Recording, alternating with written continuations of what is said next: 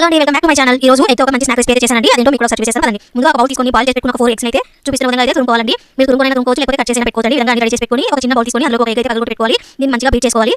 నేనైతే తీసుకున్నానండి, వాటిని మిక్సీ జార్లో వేసుకొని చూపిస్తున్న విధంగా అయితే బ్రెడ్ క్రమ్స్ లాగా చేసి పెట్టుకున్నాను. ఇప్పుడైతే ఒక బౌల్ తీసుకొని అందులోకి మనం తురుము పెట్టుకున్న ఎగ్ని అలానే సన్నగా కట్ చేసి పెట్టుకున్న ఆనియన్, కొత్తిమీర, కొద్దిగా పసుపు, ఉప్పు, ధనియా పౌడర్, గరం మసాలా, చికెన్ మసాలా అలానే కొద్దిగా కారం అయితే యాడ్ చేసుకుంటున్నాను. చాలా టేస్టీగా ఉంటుందండి, పిల్లలు కూడా చాలా ఇష్టంగా తింటారు. ఇందులోకి నేను కొద్దిగా పుదీనా పౌడర్ కూడా యాడ్ చేశానండి. వీటిని మంచిగా మిక్స్ చేసుకోవాలి.